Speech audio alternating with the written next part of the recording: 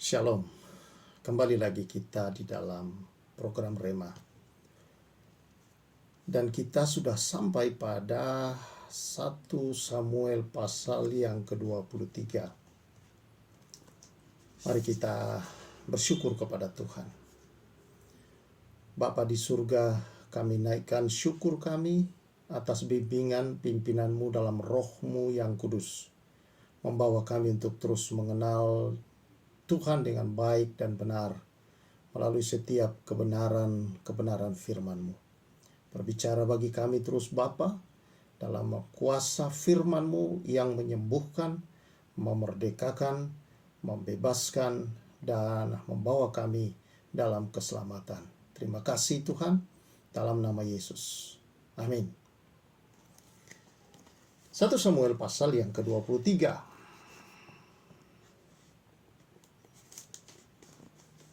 Ada satu ayat yang akan saya baca saudara-saudara dalam 1 Samuel pasal 23 pada bagian ayat terakhir. Ya. Dikatakan begini, ayat 28. Maka berhentilah Saul mengejar Daud dan pergi menghadapi orang Filistin. Itulah sebabnya orang menyebut tempat itu Gunung Batu Keluputan. Mungkin kita pernah dalam hidup ini, saudara-saudara, mengalami satu situasi di mana begitu kita terjepit rasanya. Tetapi kemudian tanpa kita sadari, saudara-saudara, kita tidak tahu bagaimana caranya, tapi waktu itu kita lepas dari situasi itu. Lolos dari situasi itu.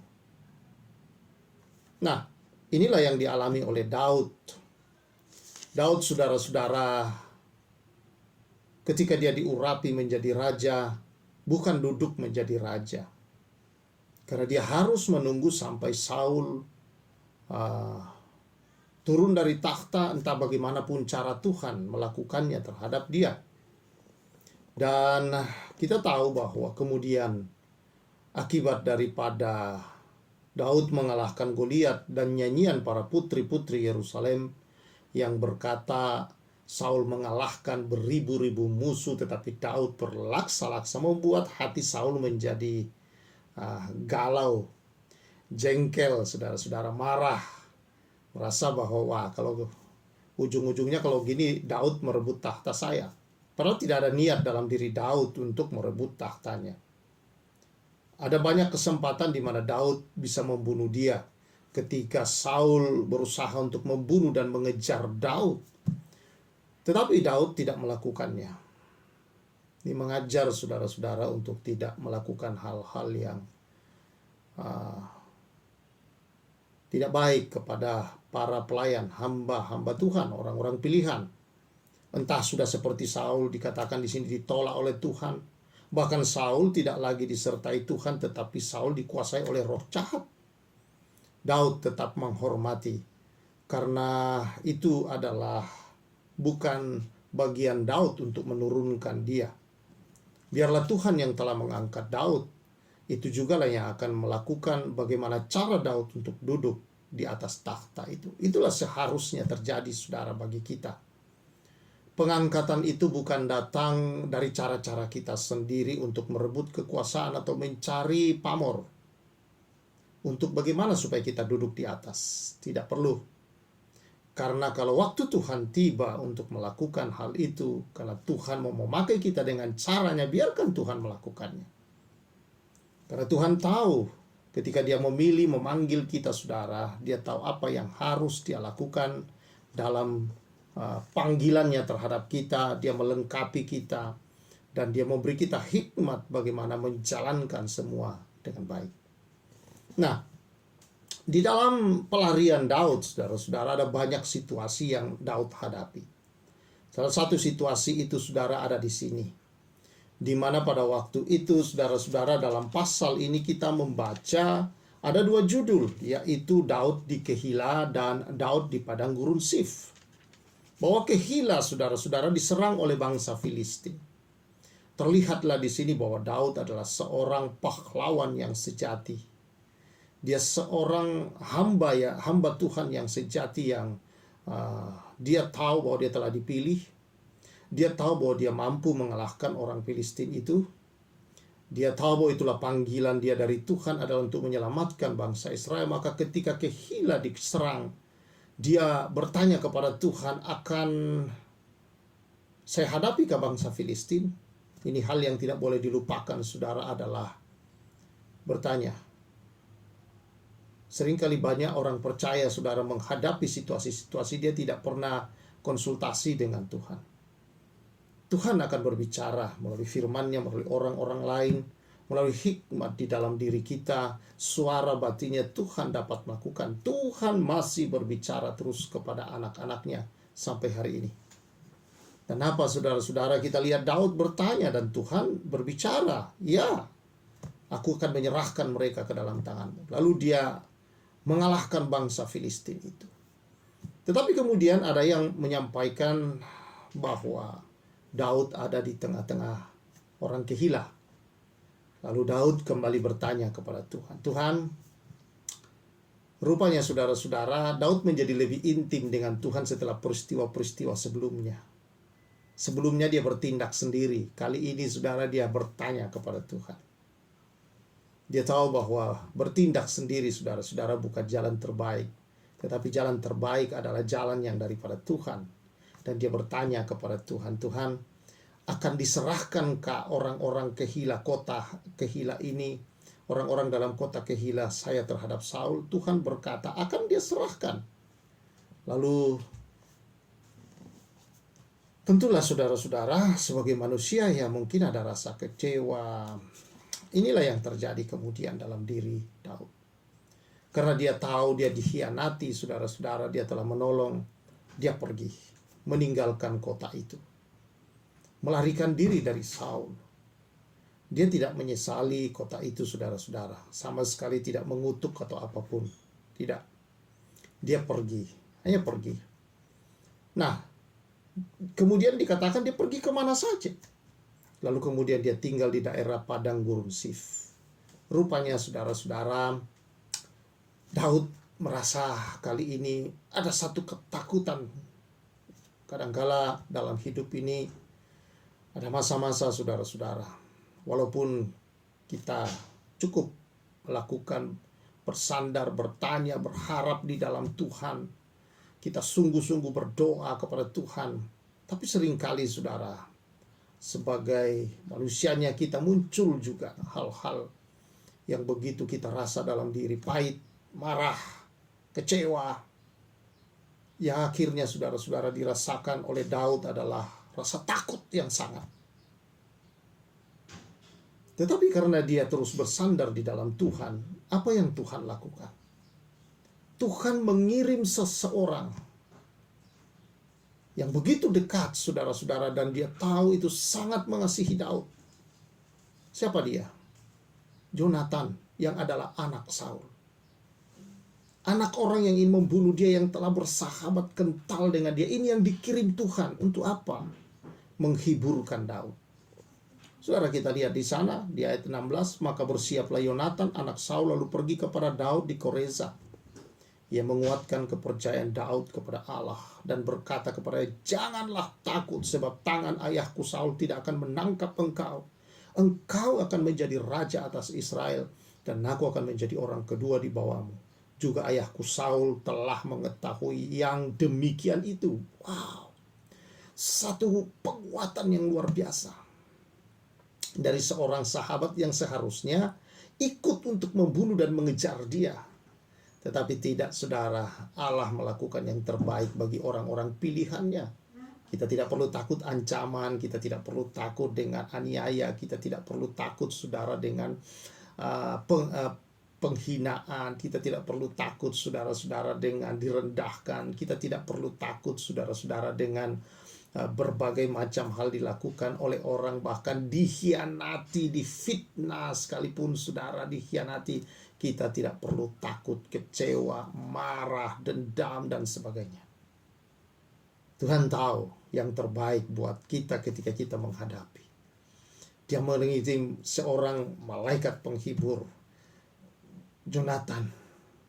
Jonatan di sini, saudara, Inilah gambaran daripada kasih karunia Tuhan bagi Daud, yaitu Kristus yang selalu datang memberi kekuatan, memberikan hidup, dan hidup dalam segala kelimpahannya, ada sukacitanya, damainya, dan memberitakan keselamatan bahwa kau tidak akan mati. Saul tahu juga hal itu, engkau yang akan jadi raja.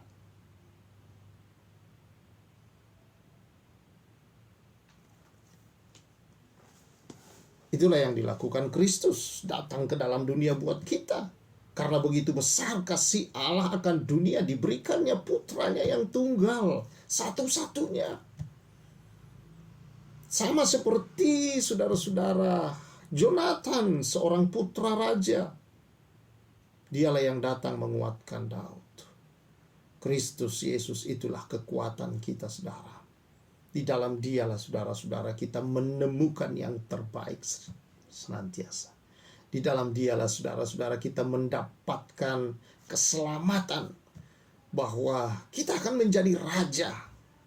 Dan kedatangan Yesus telah menjadikan kita anak-anak raja, pangeran-pangeran di tengah dunia ini, saudara, untuk memberitakan kepada dunia akan kuasa kerajaan, berita-berita kerajaan.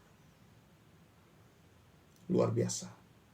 Ini satu pekerjaan Allah yang luar biasa dalam kehidupan kita. Kasih karunia Allah yang tidak layak kita terima itu diberikan ke dalam hidup kita. Saudara, Daud, saudara-saudara, di sini kita lihat mengalami penghiburan yang besar.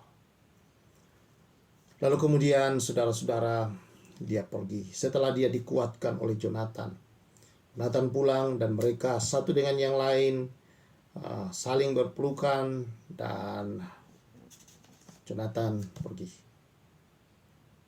Sampailah kabar lagi kepada Saul dan orang-orang di sekeliling daerah di mana Daud berada, melaporkan kepada Saul dan bahkan berkata, tugas kamilah menyerahkan Daud kepada tuanku. Dan akhirnya Saul, saudara-saudara, mengejar Daud. Sampailah pengejaran itu, saudara, di sini dikatakan ayat 25, ketika Saul dengan orang-orangnya pergi mencari Daud, diberitahukanlah hal itu kepada Daud. Lalu pergilah Daud ke gunung batu dan tinggal di padang gurun Maon. Lari lagi, saudara. Saul mendengar hal itu lalu mengejar Daud di padang gurun Maon. Saul berjalan dari sisi gunung sebelah sini dan Daud dengan orang-orangnya di sisi gunung sebelah sana. Daud cepat-cepat mengelakkan Saul, tetapi Saul dengan orang-orangnya sudah hampir mengepung Daud serta orang-orangnya untuk menangkap mereka. Ketika seorang suruhan datang kepada Saul dengan pesan, segeralah undur sebab orang Filistin telah menyerbu negeri. Sekali lagi Tuhan meluputkan dia. Itulah sebabnya maka tempat itu dikatakan gunung batu keluputan. Kita lihat Tuhan beri kemenangan di Kehila, tapi dia dikhianati dan dia luput. Dalam perjalanannya lari dari tempat lain ke tempat lainnya, dia berada di padang gurun Sif. Dia takut karena terus dikejar. Bisa takut, saudara, karena lelah secara fisik. Tetapi Tuhan datang menguatkan dia melalui Yonatan. Kenapa yang terjadi, saudara-saudara? Tuhan berkarya melalui kehidupannya, memberkati dia dengan seorang sahabat, yaitu Yonatan. Bukankah Yesus adalah sahabat yang sejati buat kita? Dia berkata, aku tidak menyebut kamu lagi hamba, karena hamba tidak tahu apa yang harus dilakukan tuannya, tetapi kamu adalah sahabat-sahabatku. Seorang sahabat menaruh kasih setiap waktu, saudara-saudara. Setiap waktu dikatakan. Demikianlah Yesus mengasihi kita setiap waktu yang ada di hidup kita. Kasihnya, saudara, tidak pernah berlalu, tidak berkurang. Kasih Yesus dahsyat dan luar biasa atas kehidupan kita. Dialah sahabat yang sejati. Dia tidak membocorkan apapun dari hidup kita. Dia menerima kita, bahkan dia berkata sahabat sejati itu menyerahkan nyawanya. Dan dia telah melakukannya untuk keselamatan kita, untuk menghapus dosa-dosa kita, saudara, dan memberikan hidupnya kepada kita agar kita bisa hidup yang berkuasa di bumi dan hidup kekal selama-lamanya. Puji Tuhan atas hal ini. Inilah yang Tuhan berikan kepada kita, dan Tuhan berikan kepada Jonathan, kepada Daud, saudara, seorang sahabat, menguatkan dia. Lalu kemudian saudara, ketika dia dikejar lagi oleh Saul, sudah hampir tertangkap, udah dekat sekali. Jadi Daud di sisi sebelah sini dan Saul di sisi sebelah sini, di tengah-tengah mereka ada bukit, dan dia tidak ada lagi tempat mungkin untuk lari. Dia, kalau Daud lari ke sana, dia akan sudah tentara Saul di sana. Kalau Daud lari ke sini, tentara Saul juga sudah mengarah ke daerah sini. Tidak ada tempat buat dia lari. Saat-saat terjepit seperti itu, datang satu berita untuk menyuruh Saul mundur karena bangsa Filistin menyerang. Apakah itu keadaan yang kebetulan, saudara? Di dalam Tuhan tidak ada yang kebetulan. Tuhan tahu meluputkan kita dari setiap bahaya-bahaya di hidup. Tuhan tahu bagi orang-orang pilihan, anak-anak kesayangannya, bagaimana pengawal-pengawal sekelilingnya dikirimkan Tuhan untuk menjauhkan dia dari segala yang jahat. Malaikat Tuhan yang berkemah di sekeliling orang-orang percaya adalah untuk meluputkan dari segala yang jahat. Tidak kelihatan oleh mata, saudara, tetapi sesungguhnya dia ada di sekeliling kita. Para pengawal yang Tuhan kirimkan untuk meluputkan saudara. Saya percaya ada banyak hal di mana kita luput dari berbagai hal yang mengancam kehidupan kita, meluputkan kita dari berbagai situasi yang begitu menakutkan kita, mencengkeram hidup kita, yang menyusahkan kita, yang saudara-saudara menyesakkan kita, dan juga membuat kita rasa khawatir, gelisah, dan sebagainya. Kalau saudara kita ada saat ini dan masih bertahan hidup dalam keadaan yang bugar, sehat, sukacita, dan damai, ini semua karena kita banyak mengalami keluputan. Banyak telah ditolong oleh Tuhan dari berbagai persoalan yang menghimpit, yang hampir-hampir seperti Daud melenyapkan nyawanya, yang hampir-hampir saudara-saudara betul-betul membuat kita dalam keadaan yang sepertinya sudah tidak ada harapan. Tapi di saat itu Yesus, sahabat sejati, adalah harapan yang senantiasa tidak pernah meninggalkan. Sahabat sejati yang setiap waktu ada buat kita, saudara-saudara. Karena itu hari-hari ini apa yang kau hadapi, yang kau alami, yang kau rasakan, Yesus adalah gunung batu keluputan kita. Dia adalah sahabat sejati setiap waktu bersama dengan kita. Dia tidak akan membiarkan kita terus dalam keadaan kita. Tetapi saudara-saudara, dia akan mengangkat, menolong, mengeluarkan, dan membuka jalan-jalan baru. Jalan yang sebenarnya sudah terbuka, hanya belum kelihatan oleh kita. Karena kita masih fokus dengan persoalan itu. Mari buka hati dan fokus kepada Kristus. Ketika kita fokus kepada Kristus itu, saudara-saudara, sesungguhnya jalan keluar telah dia buat dan sudah dia buka untuk kita. Haleluya. Kiranya kebenaran firman Tuhan ini terus mengajar kita untuk memandang, berharap, berserah, dan percaya dalam Kristus Yesus, sahabat sejati, sang pengharapan kita. Ia adalah gunung batu keluputan kita. Tuhan memberkati kita semua. Ya, kebenaran ini memberkati kita, menguatkan dan menghiburkan saudara. Mari kita bersyukur. Terima kasih Tuhan, gunung batu keluputan kami, keselamatan kami, yaitu Yesus Kristus yang telah diutus, memberi kekuatan, menyampaikan kepada kami bahwa kami diselamatkan karena anugerah-Mu, kebaikan-Mu, cinta kasih-Mu. Terima kasih Tuhan. Biarlah umat-Mu menjalani hari ini dalam berkat, kekuatan, dan kelimpahan hidup-Mu. Di dalam nama Yesus Kristus. Amin. Kiranya kebenaran ini senantiasa menguatkan saudara dan terus berjalan fokus kepada Dia. Saudara beralih dari persoalan itu, pandang terus kepada Yesus. Tuhan memberkati kita semua. Saya Pastor Samuel menyampaikan salam restorasi.